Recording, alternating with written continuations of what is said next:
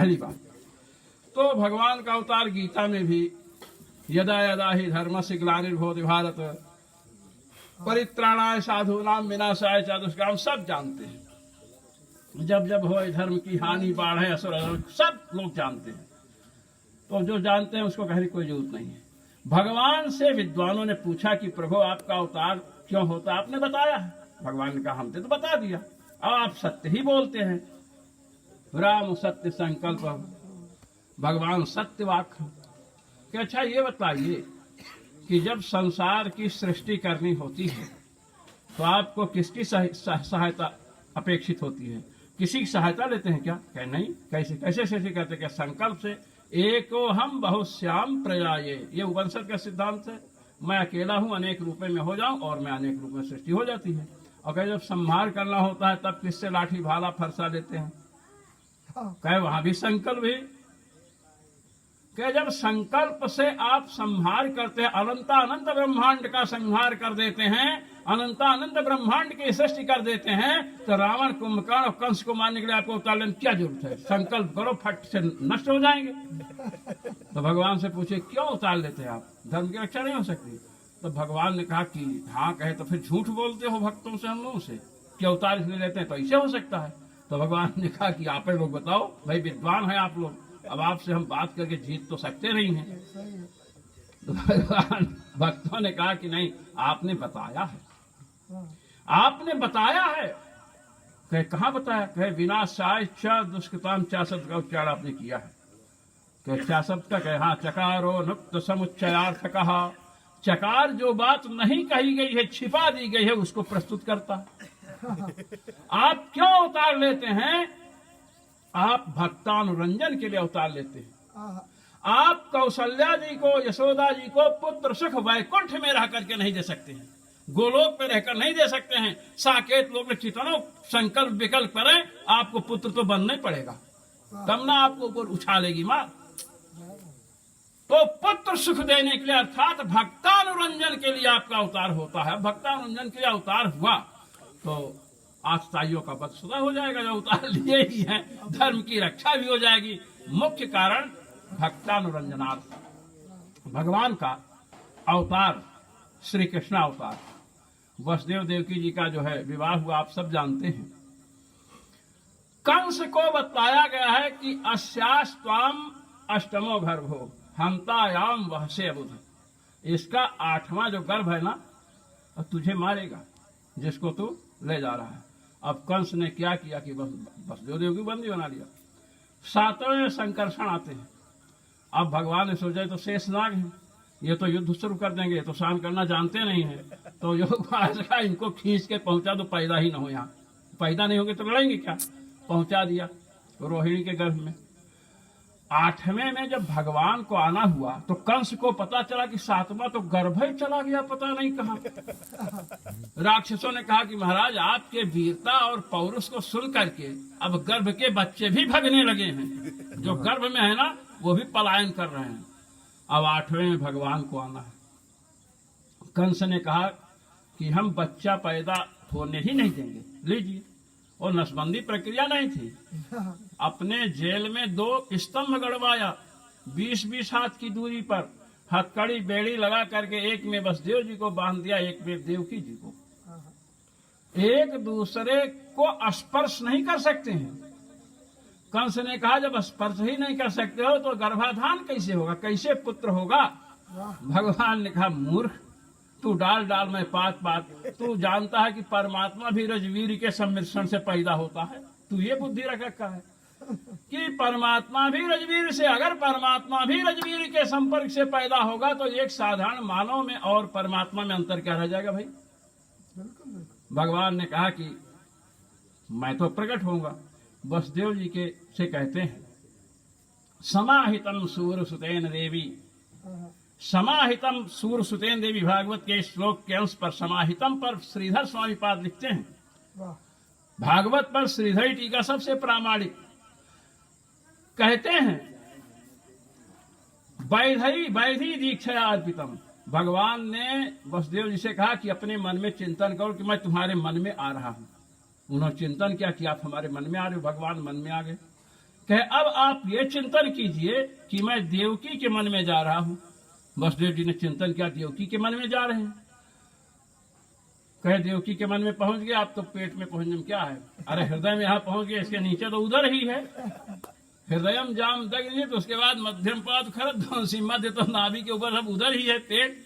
अब वहां आने में इस प्रकार भगवान वसुदेव जी के मन से देवकी जी के मन में और देवकी जी के मन से देवकी जी के गर्भ में आए हैं। ये प्रक्रिया है, रजवीर का संपर्क नहीं कि रजवीर का संपर्क हो तो भगवान का अवतार हो, ऐसा नहीं है। अब प्रश्न ये उठता है कि भगवान तो सर्वव्यापक हैं, भगवान कण कण में हैं, क्या भगवान देवकी के गर्भ में पहले नहीं थे क्या? भगवान तो देवकी जी के गर्भ में भी थे, पहले से थे, रहेंगे, सब जगह हैं। तो वसुदेव जी के मन में, फिर उनके मन से देवकी के मन में, फिर उधर में आने की क्या जरूरत थी? कि अगर ऐसा नहीं होगा तो वसुदेव नंदन नहीं कहा सकते हैं, फिर वसुदेव नंदन कैसे होंगे भाई? पिता की क्या भूमिका है? तो पिता ने अपने मन से पत्नी के मन में भगवान को भेजा और पत्नी के मन से उसके उदर में गए, इसलिए पिता कहने के लिए भगवान ने उनसे लीला रची। अब वहां पर भगवान जब आते हैं, दो कृष्णावतार होता है। सुन लीजिए, आप लोग भागवत में जाते हो, संगीत वालों, हाँ, दो भगवान का दो कृष्णावतार होता है। एक देवकी जी के गर्भ से और एक यशोदा जी के गर्भ से। सुन लीजिए तिवारी, ध्यान करके, ये सुनने को नहीं मिला होगा, बहुत कथाएं हुई होंगी। अब देवकी जी के गर्भ से जो भगवान श्री कृष्ण अवतरित होते हैं वे वैकुंठ बिहारी हैं, वैकुंठ बिहारी भगवान विष्णु। और यशोदा जी के गर्भ से जो श्री कृष्ण प्रकट होते हैं वे गोलोक बिहारी हैं। अब वहां पर भगवान दर्शन दिए हैं, शंख गदायुधम, शंख चक्र गदा धारण किए हैं, स्तुति किए, बालक बने, बभूव प्राकृत शिशु, बालक बन गए और लेकर के आए। उसी समय यशोदा जी के गर्भ से एक बालक पैदा हुआ, ये गोलोक बिहारी भगवान कृष्ण है। और जब पहुंचे, ये बालक लेटा है और एक कन्या भी पैदा हुई है। उनके बाद जो भगवान पहले प्रकट हुए, उनके बाद एक कन्या प्रकट हुई है, ये योग माया है, ये योग माया है। अब जब वो वहां से आए तो अब योग माया साथ में है, योग माया साथ में है तो भगवान दिखते नहीं है। न हम प्रकाश सर्वस्य योग माया समावृतः, योग माया से आवृत होते हैं भगवान, तो दिखते नहीं है। अब योग माया चूंकि साथ में जन्म ली हैं, इसलिए भगवान दिख नहीं रहे हैं, तो उसी बालक पर इस बालक को रख दिया। सुतम यशोदा सहने निधाय, यशोदा सह सेते यशोदा सहना, जो यशोदा के साथ सो रहे हैं उन पर रख दिया। दोनों एक हो गए, जैसे जलसंध, अब दोनों एक हो गए। अब कन्या को लेकर चले गए। अब देखिए, आप मिलान कीजिए, दो कृष्णावतार की बात मैं आपके सामने प्रस्तुत कर रहा हूं। जब कन्या को लेकर गए और वहां पता चला कि लड़का नहीं लड़की हुई, तो कंस ने कहा मैं देखूंगा।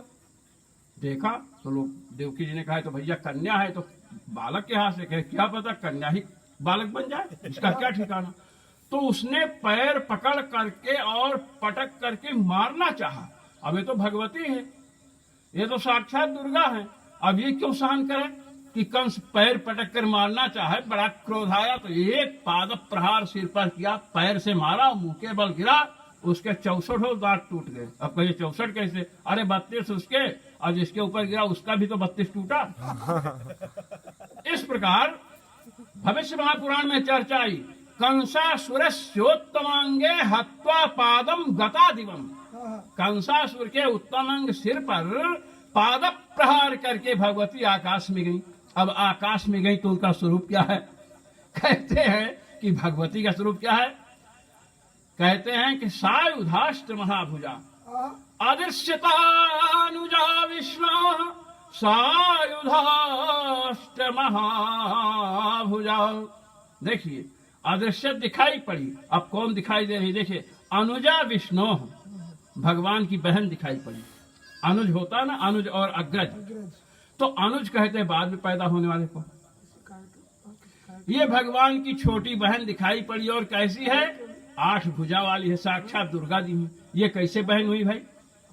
अगर एक साथ भगवान के पैदा नहीं हुई तो बहन कैसे हुई भगवान की?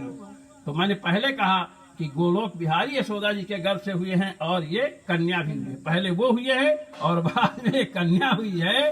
तो इसलिए आकाश में गई तो बाद में पैदा हुई तो बहन हुई कि नहीं? इसलिए कहा अदृश्यता अनुजा विष्णु सायुधाष्ट महाभुजा। और वहीं पर कहा कि तुझे मारने वाला पैदा हो गया, मैं तो मार डालती तुझे, तो अब क्या करूं, मेरे हाथ से तुझे तेरी मृत्यु नहीं लिखे। मारा जरूर नहीं, दुर्गा क्षमा नहीं करती दुष्टों को, ये इनका स्वभाव है। अब ये प्रमाण है। अच्छा, गोपियां क्या कहती हैं? गोपियां जब भगवान श्री कृष्ण जो है अंतर्हित हो गए, अंतर्धान हो गए रास से, रास करते करते भगवान अंतर्धान हो गए, तो गोपियां कहती हैं भगवान से,